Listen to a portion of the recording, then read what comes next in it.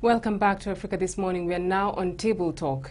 It's the beginning of a new month, and what better discussion to have than one on enlightenment and empowerment. That is self-discoveries for success and for transformation. Joining me to discuss this is Sadathullah Khan, who is a journalist, a publisher, and the editor of Islamic Voice. Thank you so much for joining us. Thank you very much for inviting me to this program. Welcome to Ebro Africa. Thank you. Discover yourself for transformation and success. You had recently completed a conference here in Kenya. Maybe you can give us that background, and then we can go into the thick of the discussion, which is self-discovery and the purpose of that, if we were to get to that point where we can actually identify ourselves as good individuals. See, this Discover Yourself workshops I started last 12 years. Mm-hmm. And I found that there's a vacuum. And the vacuum is to know oneself. Yeah. So unless we don't know oneself, we cannot know the reality, the truth. So we are identifying ourselves as a labels as only to external. Being an engineer, doctor, I'm a businessman, I'm an Indian, I'm a this an African, nationality or label or color, race. See, we are getting identified and thinking that that is me. But the real self is not me. The true self, the authentic self is me as human being. And that being human is disappearing. And then we are identifying ourselves as some I. That I is false self. So we are basically picking what people see about us and what we have in terms of material or in terms of any qualification or accolades, and saying that is us, me, instead of establishing the me that is within. Yes, mm-hmm. That's the true me, it's authentic me. So the whole workshop is to make you to distinguish between your false me and the true me. The false me is I, that I create my me as I. As we grow in the society, the environment, the family, the position that you create yourself, this is me, and that we call it as an ego. That is the false self. And then we admit to the real me, that God created you and sent you as a human being to be human and live, experience, enjoy the relationships here. So that today the humanity, the false me is disappearing, the education system, the college, everything, spirituality, everything is dead, and only the focus is on the external. Yeah. At what point did we lose our we can focus? Say after the First World War, when the industrialization started, so from that point of time, the whole complex changed, and we became machines. And the whole world wants robots and machines. So they have institutions and colleges instead of engineers, doctors, everything, so that there's certain individuals who are monopolizing the multinationals, we are just slaves to them and robots to them. And from morning to evening, you see, they get up and walk, go to the work, come back, walk, sleep. They have no relationship in the family, no house. You see on the streets, walking for miles together. It feels so painful. And they work, slog here. Again, they go back home in the rain, the sunshine, walk home for 2-3 hours. By the time they reach, they're exhausted. So you have no time for the value of who you are. Value living. We have lost our living. We are just existing and surviving. Where is that life? No is the pleasure. At what point, even as you've indicated that the First World War was the point at which we lost it, is it possible to redeem that whole gap? It's pretty big. What are some of the steps that one needs to take, or even during your conference, that you're putting forward to the convened at the conference, so that they can take steps individually to rebuild their lives? Yeah, its question is now the whole system, the educational system, the environment, the whole focus is on the external of survival and existence. So everyone's first point is to survive, to exist. How do I exist in this environment? How do I make it? Make it. Yeah. And how do I make it to that level? How do I maintain to be on the top? And our race is like a rat race, running and reaching. So it's like something to reach somewhere. So we are running. We ask, where are you running? I don't know, they say. Then why are you running? Then they say, everyone is running, so I'm running. So there's literally no point. Nothing, they're lost themselves. They don't know where. And ultimately when they reach that position, the people go and ask the people who have got the reach to the topmost with the wealth, the position, the name, the fame, ask them. When they're in the dying, they say, we have been chasing illusion. That whatever That we're was not actually reality. running for is not worth it. Not that reality, not the truth. This is where we have to bring back to the whole of humanity, to the core, the base.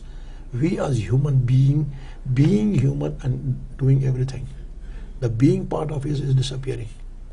There's someone who put it forward to the media recently that it is almost impossible to balance the reach for greatness and your individual identity, that it is almost impossible.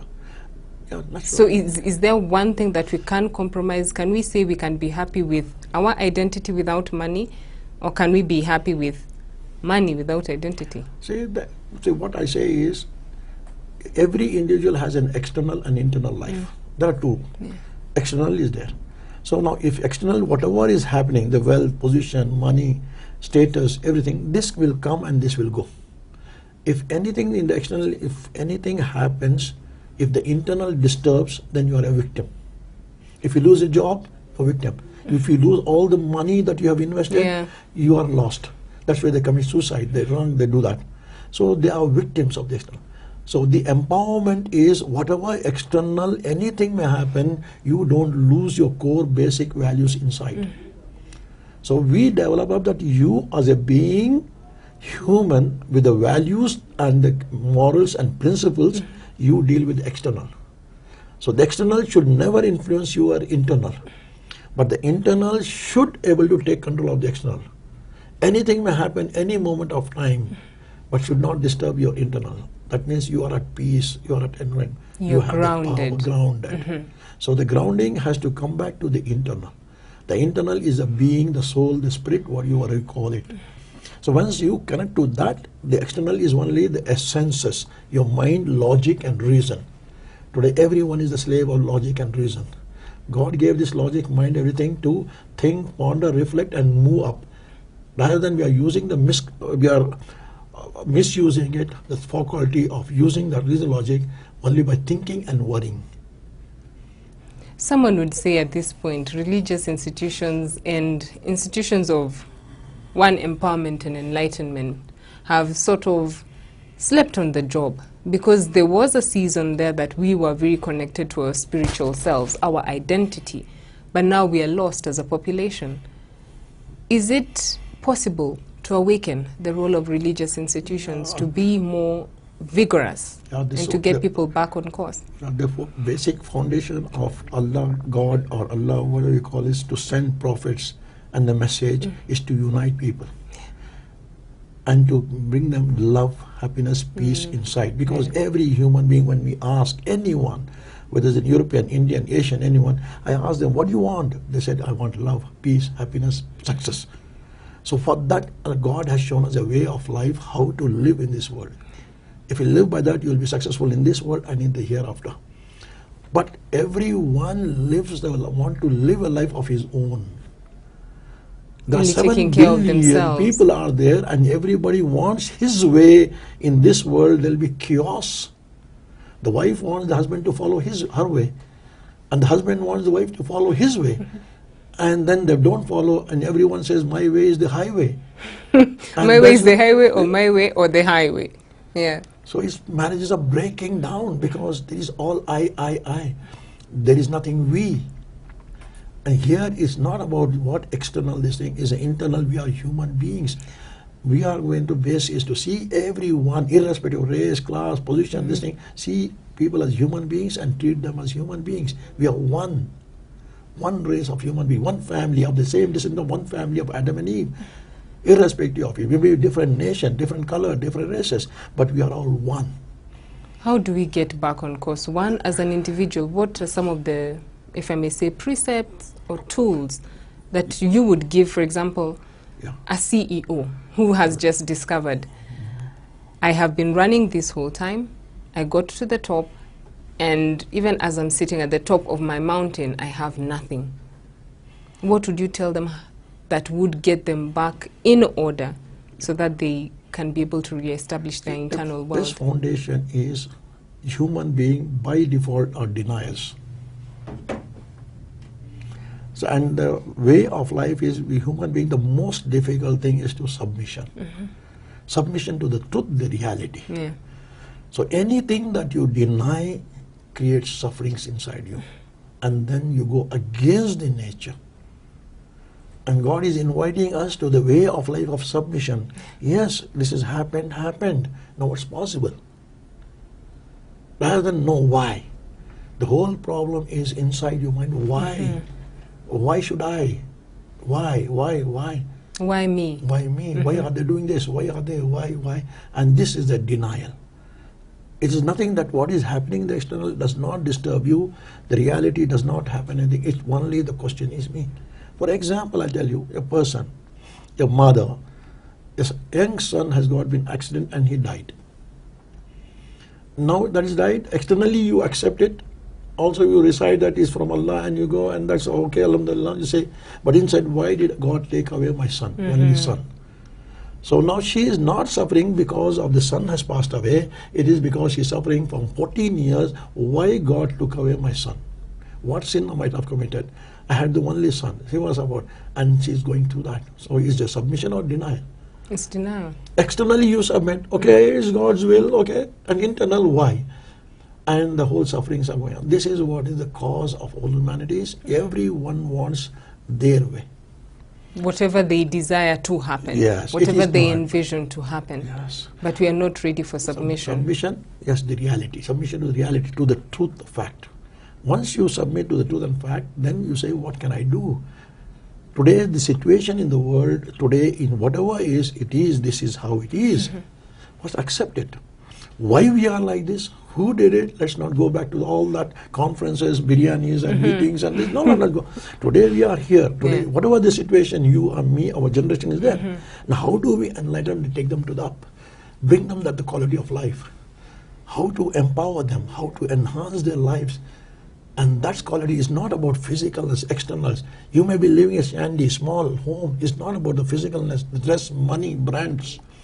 It is about the quality of life is inner purity. What is the core That's you? our core, the pure inside. And but we are corrupted inside. Externally, we have beautiful villas, bungalows, BMWs, and looks so beautiful outside external. But inside, when I talk to you, I see that your life is worse than the person in our Bombay city who's sleeping on the footpath. Because they can't sleep without the tablets. They have all the beds of this thing.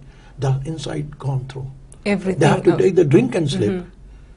Everything about you is defined by everything material. Materialistic. There's no peace. One would say that you're taking on a challenge that seeks to combat the reality that is of the present, which is the 21st century and technology and the fact that we are moving forward, we're not connected anymore. What are the challenges you're facing pushing forward the message of oneness, a more centered core, being realistic about what is happening to your life and at the same time focusing on being connected to God? See, the question is, external is a comforts. External life, invention, this is going to grow. Is it not? Yeah. This is progressing. See, what we were 100 years, 50 years, 20 years is not today. The chip, the technology is going so fast.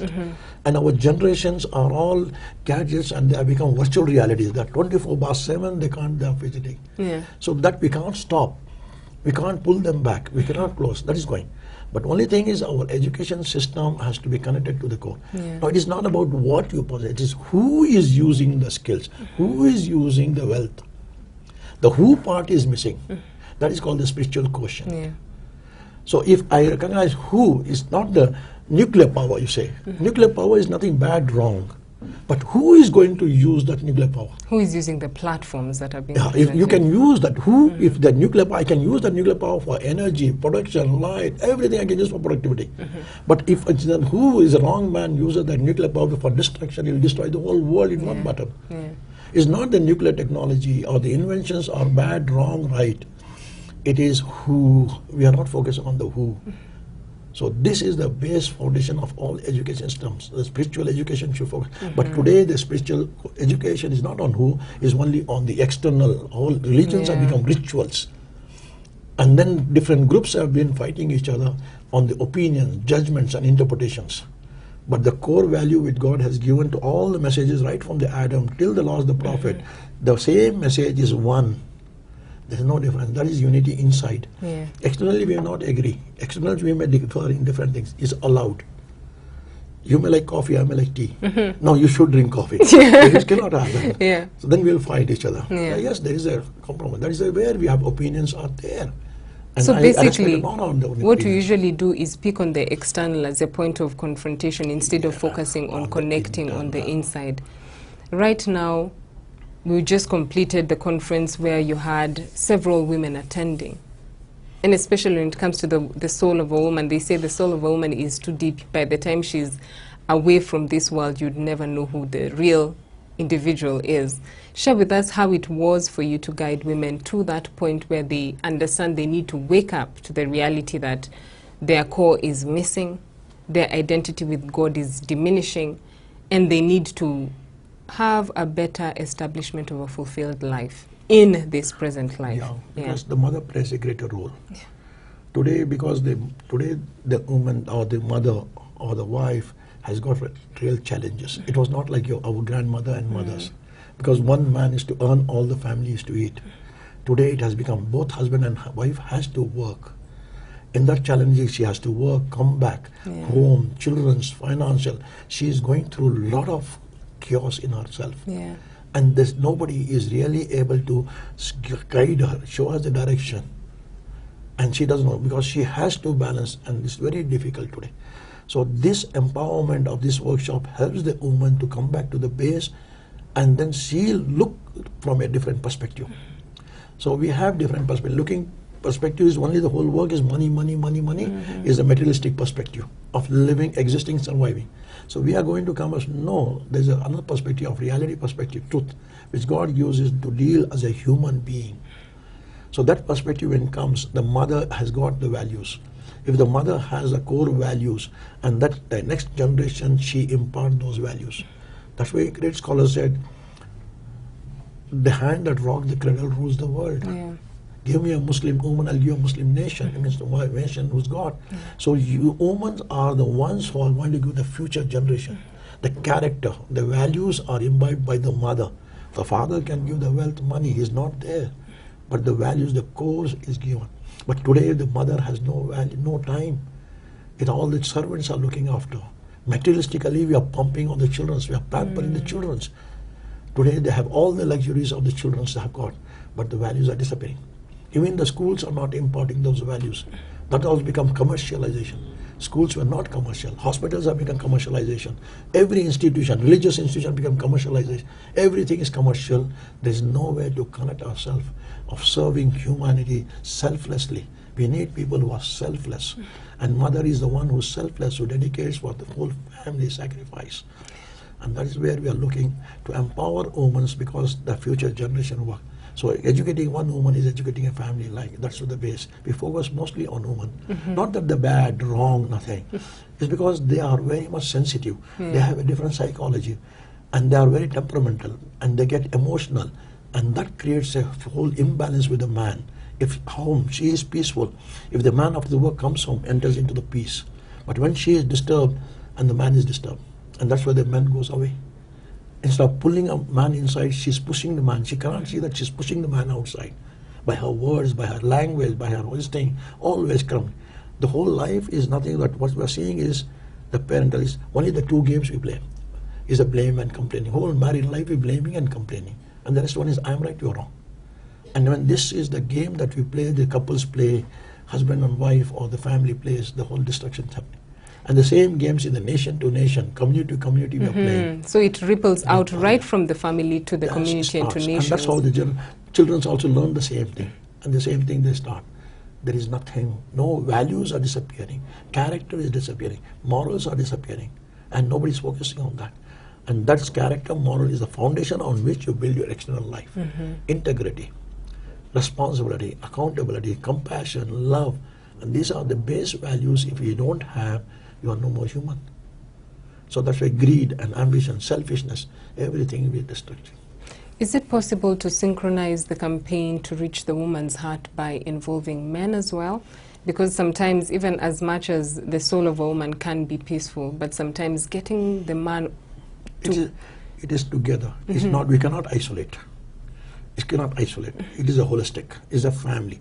It cannot isolate. Everything, whole family, it has to be. And that's why this education also ours is holistic education. Yeah. We address the body. Yes, you have the body, you have the needs. You can't suppress your needs and body. You have the mind and logic. That also need to be addressed. How to keep your mind, thoughts pure. You have a spirit also. Spiritually, how do you connect? So together we are human beings. We cannot dissect separately. Together we are human beings. So the couple has to be total. So there is also, but what we say is that if woman is there, she can really able to bring the husband also into the core of peace. Can you see this? If she is there, she can even mold him, change him. So the men are Be really an weak inspiration. of woman. Yeah. Men are weak. Yeah. So woman can really empower the man if really she has the core values and will really change the whole family system. Once the families change, the society changes, it goes on and on. And it ripples and out. the mothers are the teachers. And the teachers are the children. So I can say it goes. When you're looking at some of the strategies to get myself back on course, for example, what would you give maybe for someone who feels, yes, I know that is me, I don't have, my core is totally disrupted, I'm totally imbalanced. What are some of the 5 tips, if you have 5 tips that should get someone back on course, that they should do every morning, that they should be disciplined with so that they do not lose their balance? So the first thing we say is every human being is pure. There's nothing to change there. They are pure. God created every human being as pure. So only thing is there are veils in front of their eyes. The barriers, as you grow with your senses, with your mind, you put on your judgment. So what causes the rift between other people is the veils. That means judgments, opinions and interpretations. That you've picked from other people. Society as well as yourself, by you are using your sense, you judge.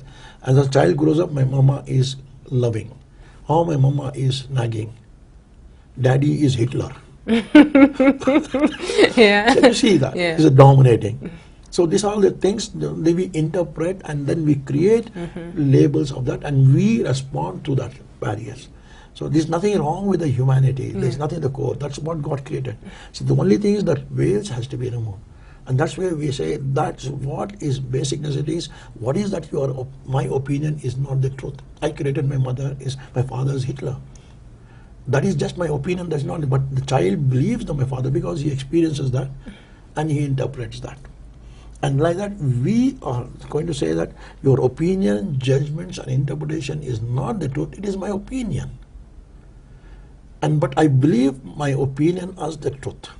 And that's where we are blinded, we're caught up, and that's all the whole chaos and these things there. So we are able to say is that, yes, I have my personality, this is my opinion, that's not, but the reality is my father. So one of the things we say. Then where you say is that one basic thing is asking every morning saying is, what am I denying? People, the moment they get up in the morning, even they deny the weather. Okay. The first has come. Oh, I have to pay salaries to my staff. Yeah. And then he finds out. See, the moment he says, yes, it's first. It's something, yes, this, what can I do? What's possible? Maybe I may not have money, but what can I explore? Yeah. But in the morning it starts. And the moment you come out of the car, out of the house, the moment you deny the traffic.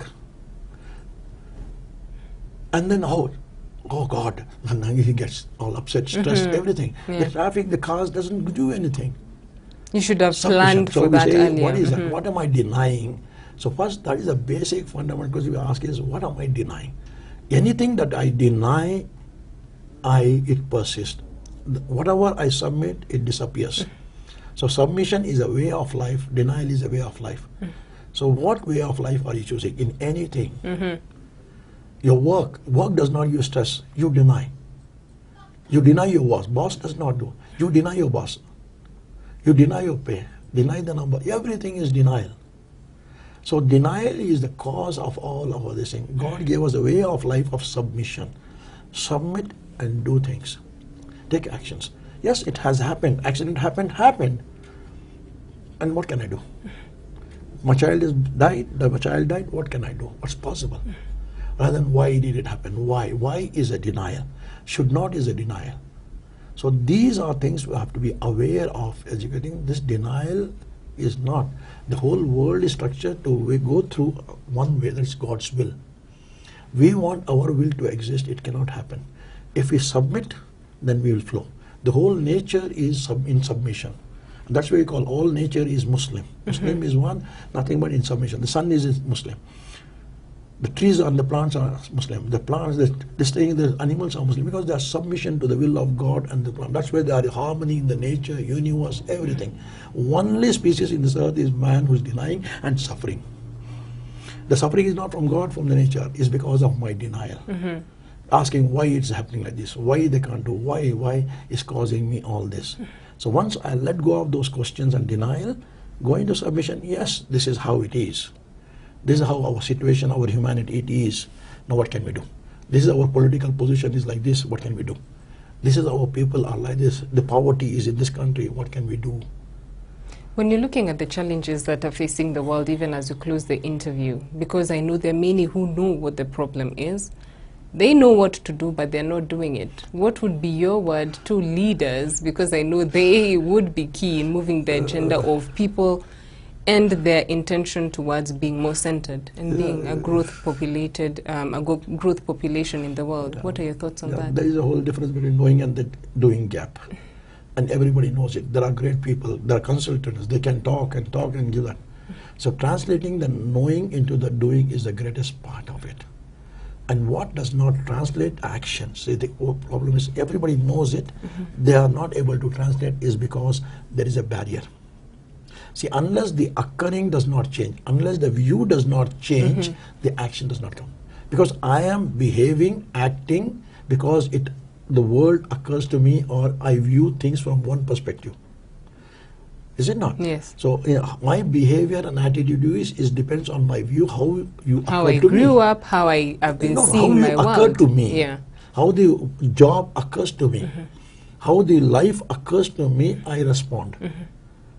And now his question is, unless you don't change the view, the perspective of that person, the action will never flow. So is there hope for the world? Yes, the perception is very simple, easy to change the perception. So once the perception changes, the whole action, you don't have to worry on the action part of it. Inside, inner perception changes, external action changes. That's all we have to do. It's a very simple job, not a very difficult job. It's very simple. That's why a good friend becomes an enemy tomorrow. A worst enemy of tomorrow becomes friend tomorrow. Why? Because the perception changes. And those perception is very simple. It's not about doing. We are always looking for some solutions on the external. The diagnosis is wrong. Diagnosis, we think if we do educate, our problem will solve. Economically, our problem will solve. It's not on the external, on the internal. Internal, unless you don't change the perception, mindset of the people, nothing can be done. You can bring billions of dollars and pump in this country. You can't change the country because unless their perception, their mindset is not changed. Thank you so much, Sadathullah. For those of you who are able to catch a copy of the Islamic Voice, this is a copy that would inform you on what's happening all over the world from a religious perspective. I hope you've been empowered even as you start off your new week. Choose to accept, submit to the reality that is in your world, for you to change your perspective and see yourself in a new light, and center yourself with God if you're going to get yourself on the right track. I've been your host, Beryl, Ooro, from the team here and myself. Enjoy the rest of your viewing.